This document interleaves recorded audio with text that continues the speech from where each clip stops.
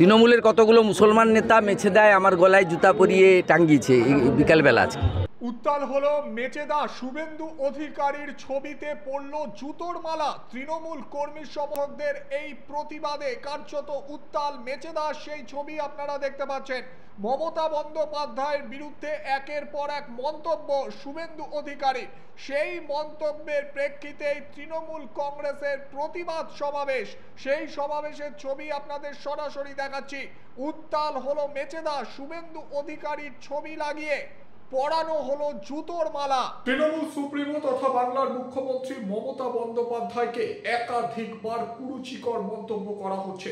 শুধু তাই নয়, মমতা বন্দ্যোপাধ্যায়ের কুশপুত্তলিকাকেও দাহ করা হচ্ছে।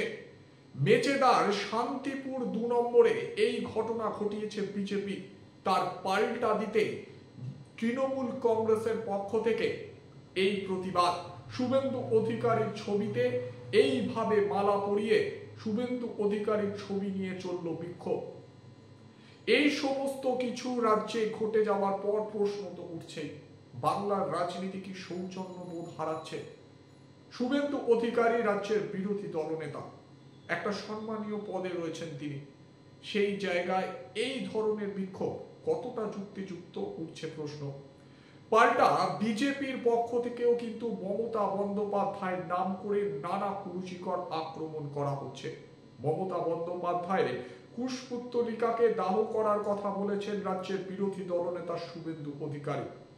সেক্ষেত্রে একজন মুখ্যমন্ত্রী, মহিলা মুখ্যমন্ত্রীর সঙ্গে এইভাবে বাক্য বিনিময়, এইভাবে মহিলা মুখ্যমন্ত্রীর সম্বন্ধে বলা কতটা যুক্তিযুক্ত, সেক্ষেত্রেও কিন্তু উঠছে প্রশ্ন।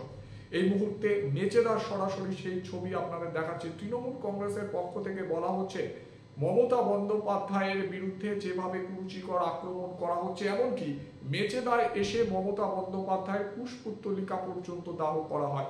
সেই কারণে শুভেন্দু অধিকারীর ছবি লাগিয়ে এইভাবে বিক্ষোভ দেখালেন তারা।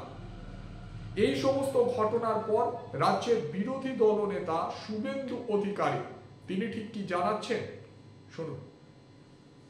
তৃণমূলের কতগুলো মুসলমান নেতা মেছেদায় আমার গলায় জুতা পরিয়ে টাঙ্গিয়েছে বিকালবেলা আজকে। এগুলো যত করবে তত ভালো হবে। মেদিনীপুরের লোক দলমত নির্বিশেষে আমাকে ভালোবাসে, আমিও দলমত নির্বিশেষে মেদিনীপুরের লোকজনকে ভালোবাসি। এবং না নেওয়ার কোনো দরকার নেই, ছবিটা বেশি করে দেখান। 2026 বিধানসভা নির্বাচন যত এগিয়ে আসবে, বাংলাতে রাজনীতির উষ্ণতার পারদ ক্রমশ বাড়বে।